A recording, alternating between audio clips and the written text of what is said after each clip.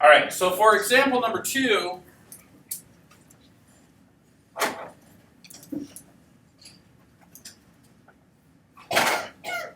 whoops, got to turn that off. Can you guys see that? For example number 2,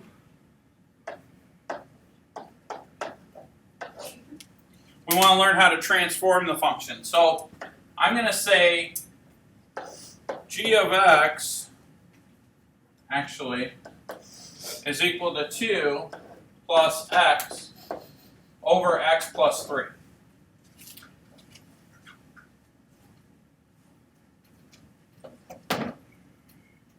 And so one thing that I didn't really talk a whole lot about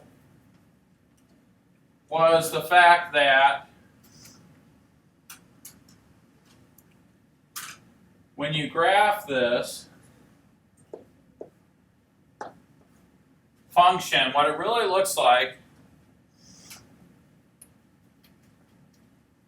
is it comes around like this. So the parent function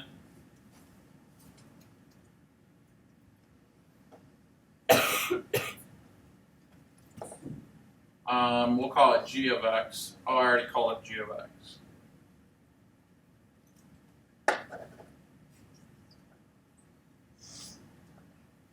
We'll call it f of x. The reciprocal function 1 over x, okay,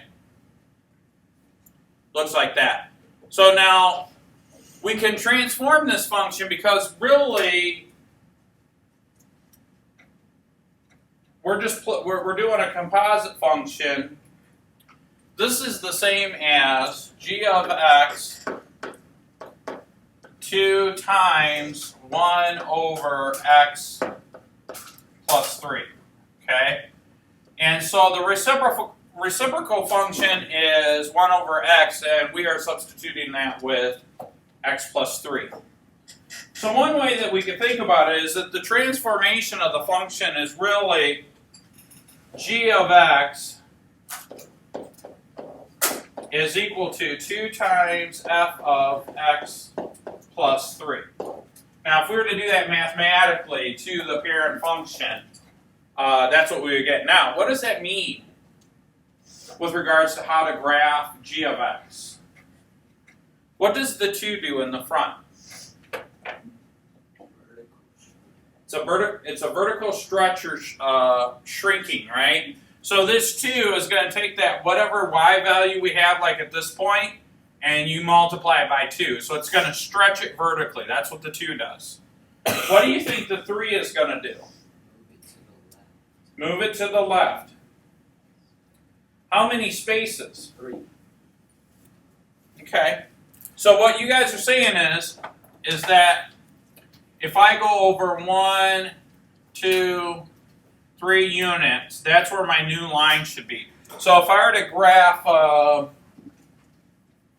so g of x is equal to 2 times f of x plus 3, then if I come over here and draw a vertical asymptote,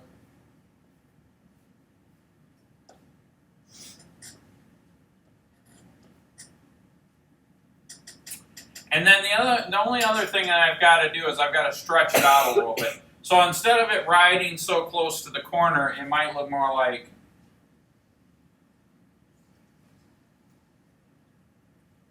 and the same with this here. Instead of riding so close to the corner, it might ride out a little bit like this. Right?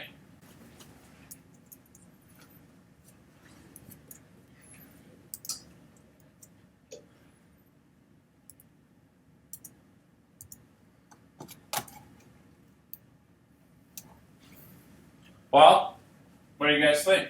Is that right? Yeah?